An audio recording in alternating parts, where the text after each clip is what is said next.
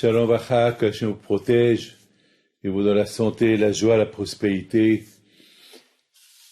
J'ai vu une question que le Orahem HaKadosh pose. Lorsque les Bnei Israël ont quitté l'Égypte, on sait très bien que ils étaient des millions. Et, imaginez-vous, des millions de personnes comme ça partir, quitter une ville. Vous savez, j'ai vu le marathon. Une fois j'étais à New York et j'ai vu le marathon de New York.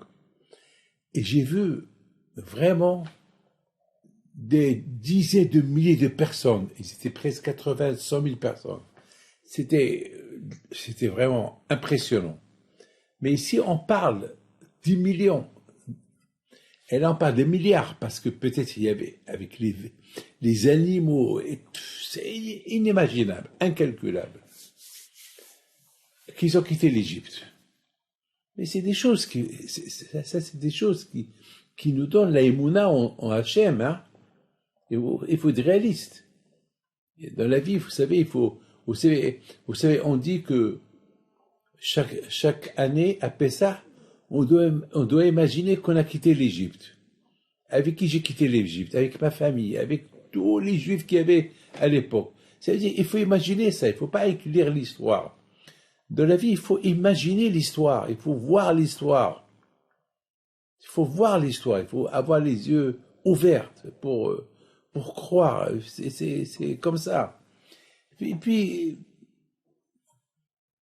voilà les Juifs, ils étaient maintenant dans le désert. Même le bon Dieu était impressionné. Même le bon Dieu dit, jamais je peux oublier cet acte qu'ils ont fait les Juifs, qu'ils ont quitté l'Égypte en millions, comme ça. Vous savez que le désert, il n'y a pas de manger, il n'y a pas à boire, c'est la chaleur, c'est le froid, c'est la journée, c'est la nuit. Et ils avaient la émouna en Dieu, ils n'ont pas pris des provisions, c'est écrit dans la Torah, que même les provisions, ils n'ont pas pris. C'est pas humain. Alors, tu voyages, tu prends avec toi des provisions. Hier, j'ai fait un petit voyage et j'ai pris des provisions avec moi. C'est normal. Attends, si j'ai faim, je trouve quelque chose à manger. Je ne vais pas manger de l'avion. Mes amis, c'est écrit que voilà, les Juifs, à un moment donné, ils entendent des chevaux qui galopent. La terre est tremblée. Ils se retournent, ils voient les Égyptiens qui arrivent. Les amis, ils ont commencé à prier Hachem. Hachem, on va aller.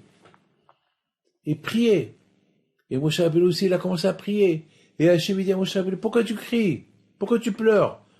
Pourquoi vous priez? Allez, dis-leur qu'ils continuent à voyager.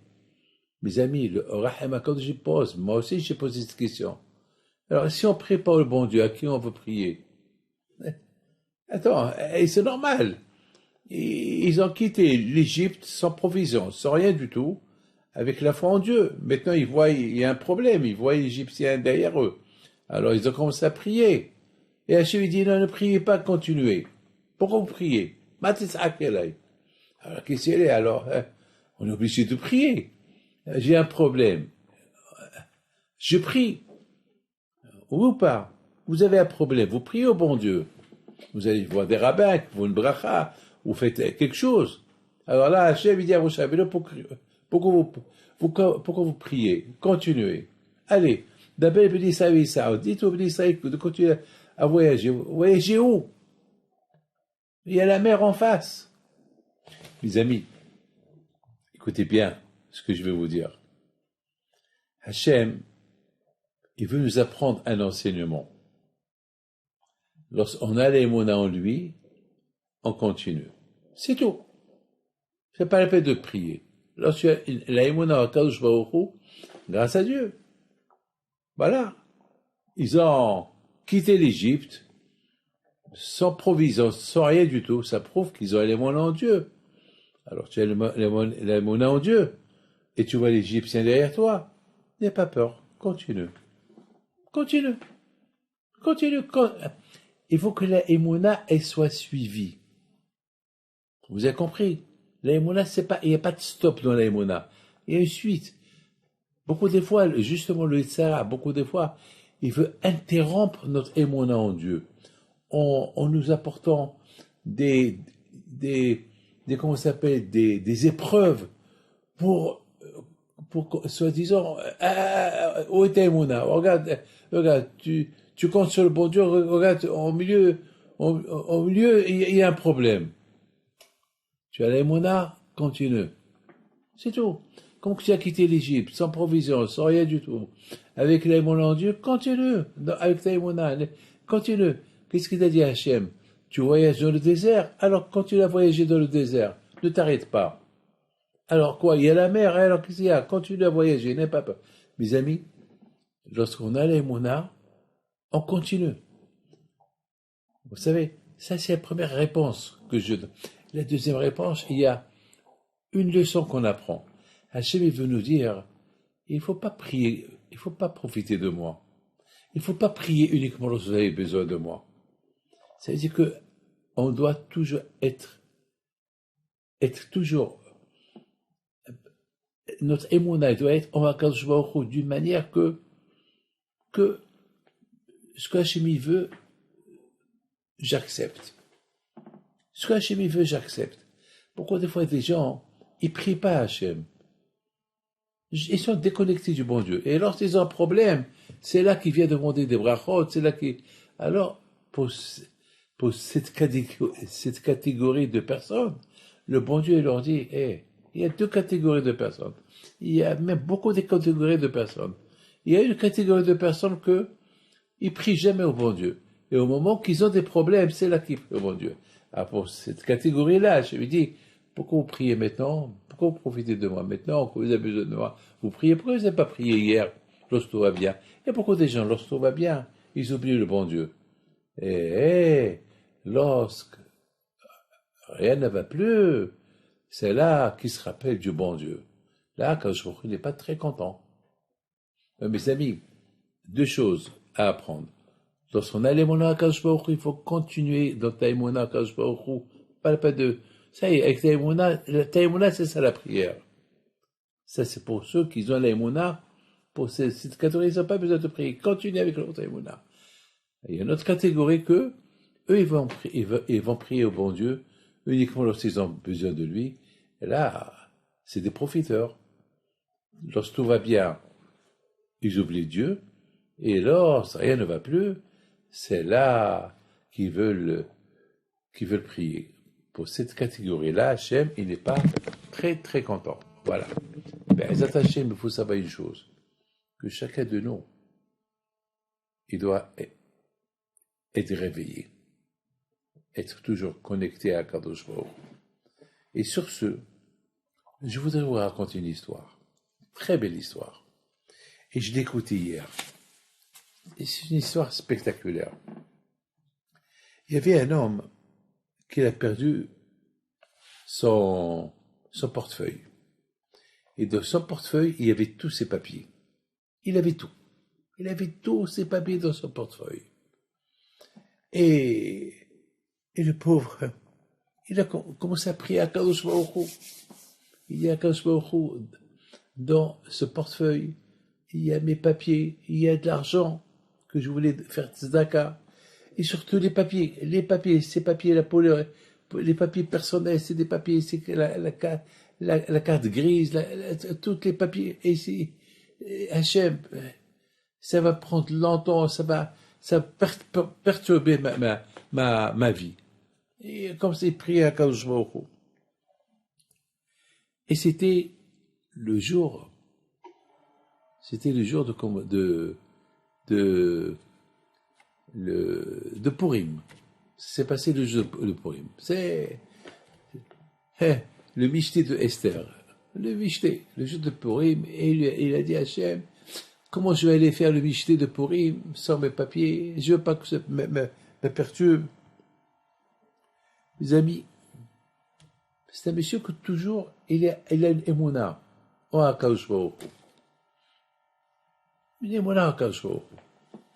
Voilà, mes amis, l'après-midi, il reçoit un coup de téléphone. est-ce que vous êtes monsieur tel et tel?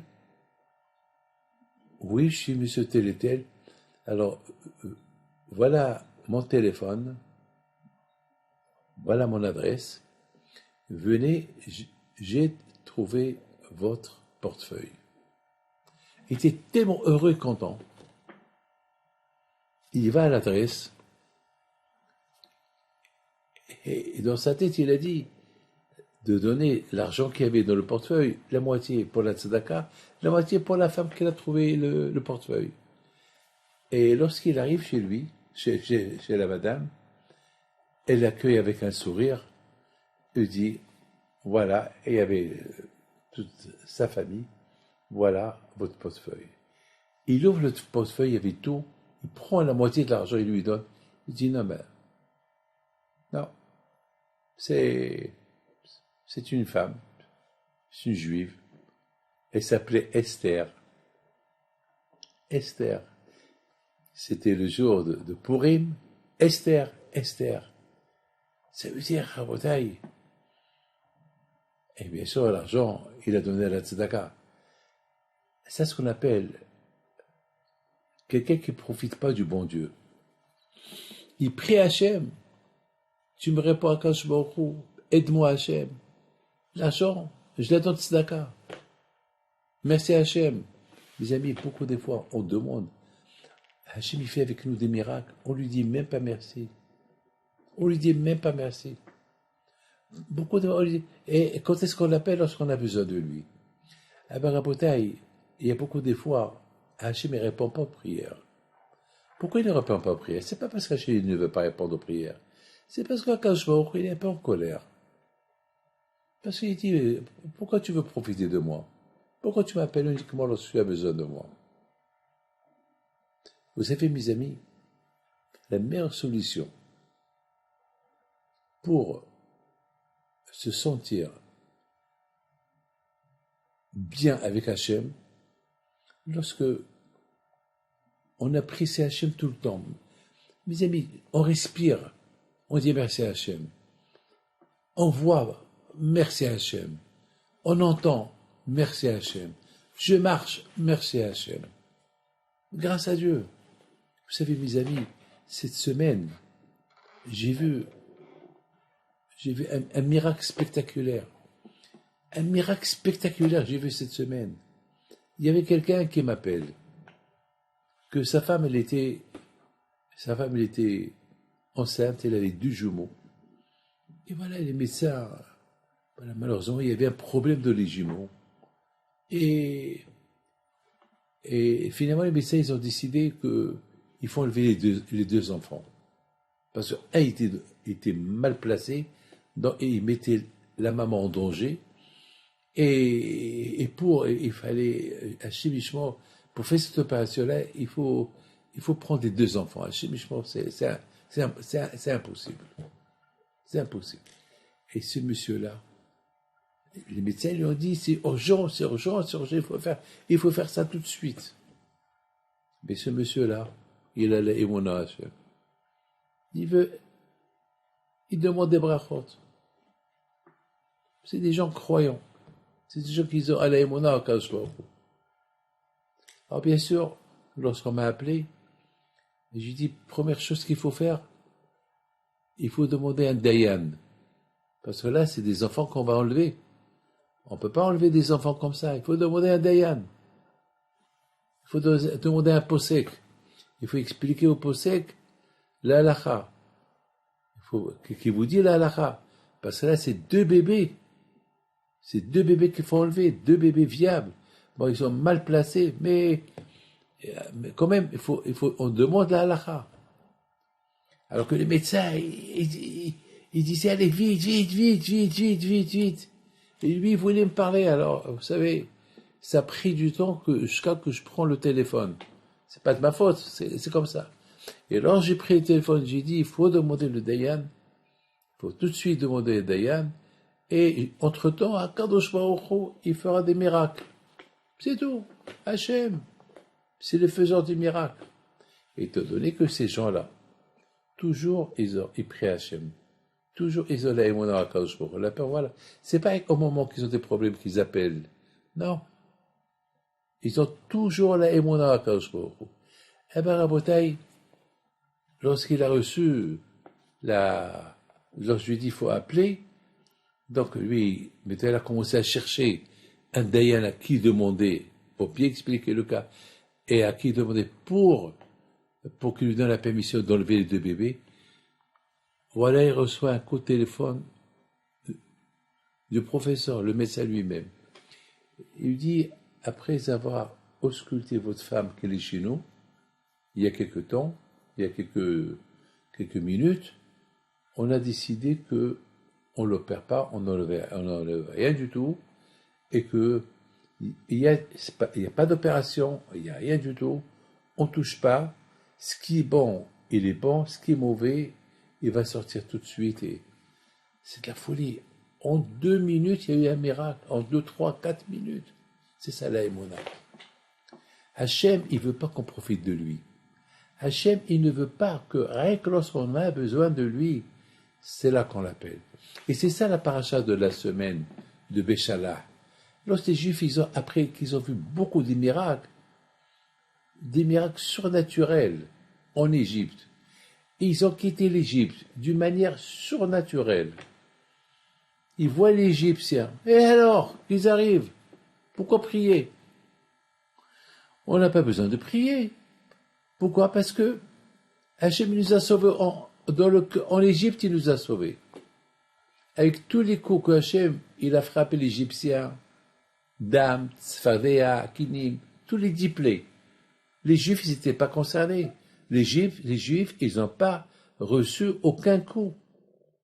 Alors, quand ils ont reçu aucun coup, c'est pas maintenant qu'ils vont avoir peur. Est-ce que les Juifs, ils ont prié? Dites-moi, je vous pose une question. Est-ce que les Juifs en Égypte, lorsque l'eau s'est transformée en sang, et ils ont prié pour que l'eau qu'ils vont boire, il reste eau et ne devient pas du sang, parce que les Égyptiens qui buvaient de l'eau, ils devenaient du sang dans leur bouche. Et donc, ils le recrachaient. Non, ils n'ont pas prié. C'est normal. Lorsqu'il y a eu le barad, les tonnerres, les éclairs, la grêle qui est tombée en Égypte, est-ce qu'un Juif, il a reçu un coup de cette... Non, personne. Est-ce que lorsqu'il y avait Arouv, c'est les animaux, les lions, les tigres, les serpents, les crocodiles, toutes sortes de bêtes qui sont entrées en Égypte, ils ont fait ravage. Est-ce qu'un Juif a été touché? Non. Est-ce qu'ils ont prié pour que le lion ne lui fait pas du mal? Non.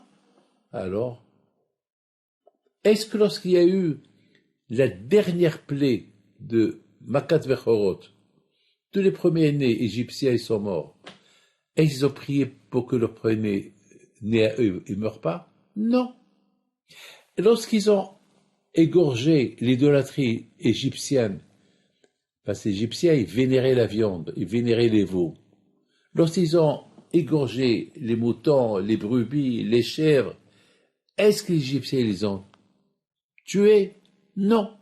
Alors pourquoi maintenant, on voit les Égyptiens, ils sont en train de prier, et prie à Hachem, protège-nous. Tu es dans la Emouna, continue dans la Emouna. Écoutez, moi, j'embête pas le bon Dieu. Alors, j'ai un problème. Et je prie. Après, ça y est, je n'embête plus. C'est tout. Alors, je fais quelque chose, j'ai l'émouna de ce que je fais. J'ai l'émouna que Hachem va m'aider. Je n'embête pas. Je continue avec ma émouna. C'est tout. Et bon, Hachem, à la fin, ça se termine bien. C'est ça ce que Hachem dit au Bnei Israël. Attention, beaucoup des fois, lorsqu'on a un problème, je répète encore, c'est une répétition. Parfois, on prie au bon Dieu pour quelque chose. Et après encore, on prie. Et après, c'est comme, beaucoup des fois, on prie en trop, en insistant trop. Il y a un peu de doute qui peut rentrer. Je vous dis quelque chose. Il y a un couple qui n'ont pas d'enfants. Et chaque fois, il vient chez moi pour une bracha. Très bien. Mais cette fois, c'est qu'ils sont venus. Et j'ai vu que la façon comment ils parlaient, ils avaient des doutes. Ils avaient des doutes, déjà. Oui, mais ça fait, nous, on prie, on nous a dit de faire ça, on l'a fait. On nous a dit de faire ça, on l'a fait. On a fait les égoulottes, on a fait ça. Et rien ne va plus, papa.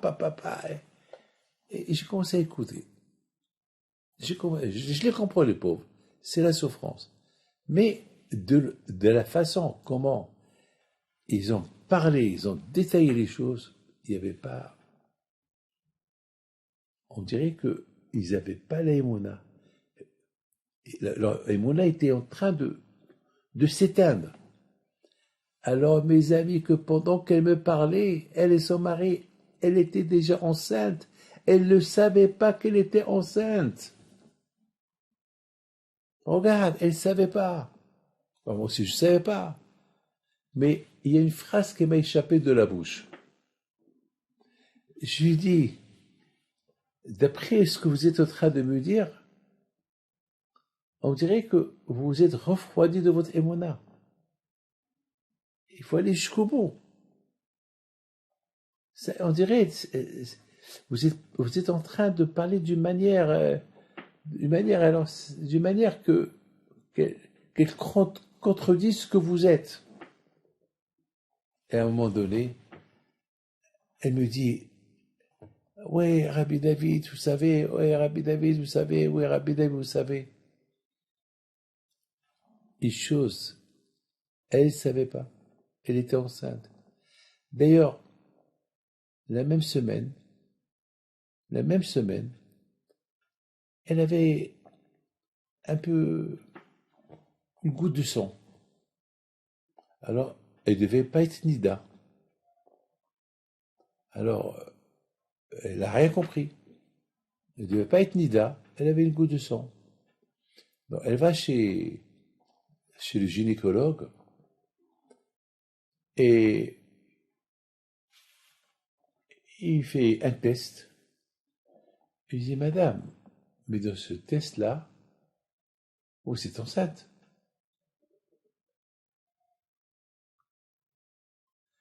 Elle allait s'évanouir. Grâce à Dieu, elle est enceinte. Vous voyez, beaucoup des fois, on juge mal le bon Dieu. Alors, bien sûr, je les ai revus encore une fois et ils étaient contents, j'étais content pour eux. Mes amis, mais il y a une autre catégorie qui sont pas correctes, qui profitent du bon Dieu, des profiteurs. Ils prient jamais au bon Dieu, pas de filine, rien du tout, et au moment qu'ils ont un problème, là, il vient prier. Ah ben, cette paracha de Béchala, qui est extraordinaire, je sais que on a passé cette paracha, mais j'ai préféré parler de cette paracha-là, de Béchala, pour nous rappeler une chose extraordinaire, pour nous rappeler que Hachem Itbarach, Hachem, il veut qu'on soit connecté à lui tout le temps. Pas que lorsqu'on a besoin de lui. Tout le temps. Il faut toujours continuer dans notre émona. C'est comme le TGV. Vous mettez un train sur les rails, le train va tout droit. Et tous les wagons, ils suivent la tête. Ça veut dire qu'il faut que le corps, il suit la tête. La tête, la émona. Vous avez compris? Vous savez, mes amis, aujourd'hui, on lit la paracha de... Il y a l'une des... La paracha de Mishpatim, c'est la paracha d'après Matan Torah. Dans la paracha de Mishpatim, il y a quelque chose qui est extraordinaire. Extraordinaire. Moshe Rabbeinu, il éduque les jeunes. Moshe Rabbeinu, il éduque les jeunes. Vous savez, à chaque génération, il y a la génération des jeunes. Il éduque la génération des jeunes. Pour faire le sacrifice. Il a fait un sacrifice dans le mont Sinaï, et il a appelé les jeunes de la génération de Matin Torah. Il les appelle. Venez, on va faire un sacrifice à Kadosh Baruch Hu. C'est très important, Rabotai, que les parents éduquent les enfants. Éduquent les enfants, parce qu'être juif, ça demande des sacrifices. Être juif, ça demande des sacrifices. C'est pas facile, les sacrifices. Vous savez, ne faites pas ça, ne faites pas ça. Mais lorsqu'on est jeune, l'éducation des parents prend place. Moi, mes amis, j'ai reçu de mes parents l'aïmouna en Hachem depuis que j'étais jeune. Ne fais pas ça, ne fais pas ça, ne fais pas ça. Tout le temps, j'entends le nom de Dieu dans la bouche de mon père, de ma mère. Donc, j'étais éduqué dans ce milieu-là. Et le plus grand sacrifice que ma mère, elle a fait, qu'elle m'a envoyé à l'Aïshiva à l'âge de 7 ans et demi, à l'Aïshiva de Mazagan. C'est une ville qui s'appelle El Jadida Mazagan, à 200 km d'Issaouira, au Maroc. Je suis resté là-bas presque 1 an et demi. Et à l'âge de 10 ans, vers 10 ans, elle m'a envoyé à l'Aïshiva en France, à Fublaine et à Armentières. J'ai vécu 10 ans. Donc toute ma vie, j'ai pas grandi avec mes parents. J'ai grandi seul. Jusqu'à l'âge de 17 ans, j'ai grandi seul.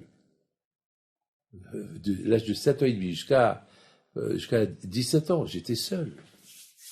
J'ai vu mes parents pendant quelques fois, c'est tout. C'est un sacrifice de la part des parents. Mais qui est capable de faire ça aujourd'hui? Et grâce à Dieu, merci à Hachem, merci. Je dis merci à mes parents qu'ils ont fait ça, c'est grâce à Dieu. Grâce à Dieu, grâce à eux que je suis aujourd'hui ce que je suis. Que je peux donner des cours de Torah et surtout, ils m'ont donné l'aïmouna. Ils m'ont donné. L'aïmouna, c'est pas. J'appelle pas le bon Dieu, j'essaie de ne pas déranger le bon Dieu. Parce que je le sens. C'est compris? Je le sens dans mes mains, je le sens dans ma tête. Donc je vis avec lui, on vit ensemble. Vous savez, il y a une différence lorsque tu vis dans une maison avec une famille. Voilà, et tu vois ton père, tu vois ta mère, tes frères, sœurs. Voilà, tu as faim, tu ouvres le frigidaire, tu veux boire, tu vas au robinet, tu prends une bouteille, et tu remplis le verre, tu fais partie de la bataille. Il faut que Hachem, il faut que toi, tu sois avec Hachem de cette manière. On est en famille, avec Hachem. Tu veux quelque chose, tu prends, t'as pas besoin de demander. J'ai pas besoin de demander à mon père, à ma mère, si je veux un verre d'eau, ou si je veux prendre un fruit. Non, je prends, et c'est tout, c'est à mon père, ma mère, c'est moi. J'arrive de l'école, j'ouvre le frigidaire, je demande pas la permission, c'est mon frigidaire. Voilà, beaucoup de fois j'arrive à la maison, et j'ouvre les marmites et je goûte. Bah, c'est comme ça, c'est chez moi. Ben, mes amis, lorsque les bénis Israël ils ont quitté l'Égypte, ils étaient tellement sûrs, une émouna en Dieu aveugle. Ils ont quitté sans provision, sans rien du tout. Et à un moment donné, ils ont vu l'Égyptien derrière eux. Et alors, big deal, et alors? Il y a Hachem. Hachem, il t'a protégé en Égypte. Il va pas te protéger en dehors de l'Égypte. T'as vu ce que Hachem a fait aux Égyptiens, alors? Pourquoi tu as peur? Pourquoi tu pries? C'est ce que Hachem a dit. Ne priez pas, continuez. Dans votre émona, pourquoi devoir faire hefsek? Hefsek, ça veut dire tu fais un arrêt. Vous savez, le cœur. Le cœur, il continue. Toujours, il bat. Et parfois, il y a un arrêt cardiaque, après, il redémarre. Non. C'est un peu dangereux, l'arrêt. L'arrêt cardiaque, c'est un peu dangereux. Là aussi, un arrêt dans la émona, c'est un peu dangereux. Et c'est ça ce qu'Hachem, il dit aux bénis Israël. Akash il a éduqué les bénis Israël pendant 1 an. En Égypte. 1 an, il leur a monté sa force. C'est ce que nos parents nous donnent. Ils nous éduquent pendant un laps de temps à la maison, dans l'émouna en Dieu, jusqu'après, on continue. On continue, ça y est, on est comme un train, on est sur les rails maintenant, ça y est. Il n'y a pas de zigzag, on va tout droit. C'est ça la paracha de Mishpatim. La paracha de Mishpatim, Hachem, il nous donne des lois, comment vivre. C'est des lois un peu dures dans la paracha de Mishpatim. Des lois très très dures. Mais il faut avoir il faut Hachem, pour qu'il nous donne ces lois-là de Mishpatim. Ne fais pas ça, ne fais pas ça, ne fais pas ça, faites ça, Et en plus, des sacrifices. C'est dur ce que le bon Dieu nous demande. C'est très dur. Mais, avant qu'il nous ait demandé tout ça, déjà, il a fait une démonstration que c'est lui le patron du monde. Il a fait une démonstration. Et cette démonstration, on l'a vécue. Parce que tout ce qu'Hachem a fait en Égypte, c'est pour que nous, on apprend que En Od Milbado, qu'il n'y a que Hachem, il n'y a pas un autre. Il n'y a que le bon Dieu, c'est lui qui domine tout. Maintenant qu'on sait que Hachem, c'est lui le patron, alors il nous demande de faire ça. On peut les faire, parce qu'on peut les faire. Mais c'est dur, c'est dur, c'est vrai, mais tu peux les faire. Si le bon Dieu te les demande de faire, tu peux le faire. Regarde ce que tu as fait. Tu es sorti de l'Égypte sans rien du tout. Tu es capable. Tu as des enfants. Tu n'as même pas pris des provisions pour des enfants. Donc en manger. Tu as confiance en Dieu, alors. Tout ce qu'il te demande de faire, tu peux faire. Il te dit de faire Shabbat. Tu fermes tes magasins Shabbat. Oui, tu peux le faire. Mais comment? Avec quoi je vais vivre? T'inquiète pas, tu vas vivre. T'inquiète pas, tu vas vivre. Hachem qui te donne l'argent pendant toute la semaine, Hachem qui te surveille lorsque tu dors, peut te donner de quoi vivre toute la semaine, si tu respectes Shabbat. Et le contraire, grâce au Shabbat, toute la semaine, elle est bénie. Moshe Rabbeinu, il a éduqué les bénis Israël comment faire le sacrifice. Il a éduqué les jeunes. Les jeunes, vous savez, les jeunes, c'est le futur juif qui va grandir plus tard. Et le Sahara est très fort chez les jeunes. Alors, Moshe Rabbeinu les a éduqués. Voilà comment on fait un sacrifice. Symbolique. Voilà comment on fait un sacrifice. Mes amis, il faut savoir une chose.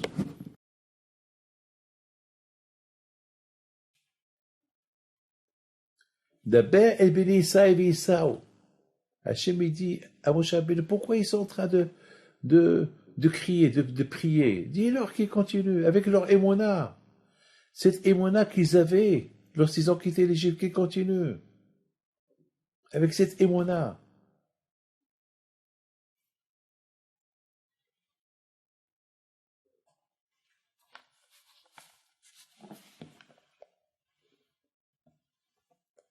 Je voudrais vous dire quelque chose, mes amis. Vous savez,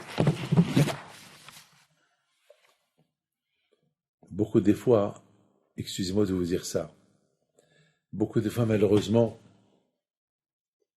il y a des fautes dans nos mains. Et lorsqu'on a un problème, on a la émona en Dieu que ça va s'arranger. Mais parfois, il y a des fautes dans les mains. Par exemple, quelqu'un qui l'a volé à quelqu'un. Et maintenant, il a un problème. Il va prier au bon Dieu. Mais comment tu peux prier au bon Dieu alors tu as volé à quelqu'un? Tu as critiqué quelqu'un? Tu as fait du mal à quelqu'un?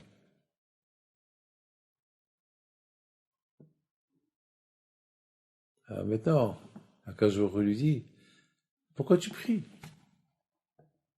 Tu as un problème, tu pries, mais regarde, tu as fait du mal à ton ami, tu as fait du mal à ta femme, et tu pries pour que je te fasse du bien. Il y a le mal, il y a le mal entre tes mains. Malheureusement, les Juifs à cette époque, ils avaient un problème. Il y avait certains Juifs qui avaient une Aboda Zara, qu'ils ont fait sortir de l'Égypte. C'est pour ça qu'Hachem n'était pas très content.